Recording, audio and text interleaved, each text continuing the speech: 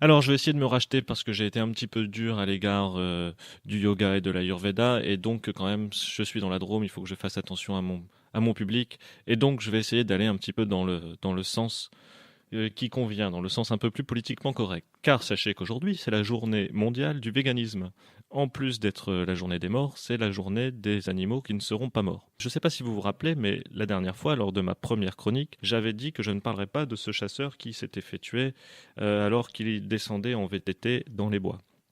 Comme je voulais pas vous en parler, j'ai quand même creusé un petit peu, histoire de si un jour on me libérait un petit peu de temps d'antenne pour une émission pendant un jour férié.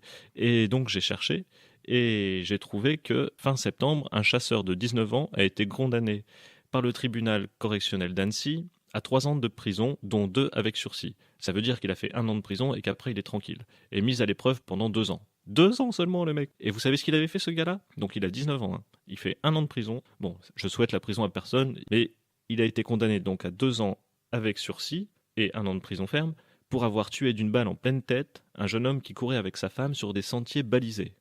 Sur la saison 2017-2018, 115 personnes ont été impliquées dans des accidents de chasse, selon un office machin, et dont 17 personnes qui n'étaient pas chasseurs, qui n'avaient rien à voir avec cette pratique barbare et passéiste. Parmi ces accidents, 13 ont été mortels. Il y a eu 13 morts dans la saison 2017-2018 de la chasse, dont 3 qui concernaient des personnes qui n'étaient pas chasseurs. Donc quand on dit que c'est dangereux de se promener en forêt, c'est vrai, la chasse c'est dangereux. Et attention, l'organisme qui fait les comptes dit que c'est le chiffre le plus bas observé en 20 ans. Donc l'an dernier, je résume, l'an dernier, il y a eu 13 morts à la chasse, il y a eu 115 accidents, 13 morts, dont 3 qui n'étaient pas chasseurs, et c'est le moins qu'il y a eu durant ces 20 dernières années. Bah dis donc, moi ce que j'ai à dire, c'est que les manifestations, même violentes, dont on parle beaucoup à la télé, les saccages de Starbucks, les saccages de McDo, de banques et de concessionnaires auto, n'ont jamais fait autant de morts qu'une seule saison de chasse, hein.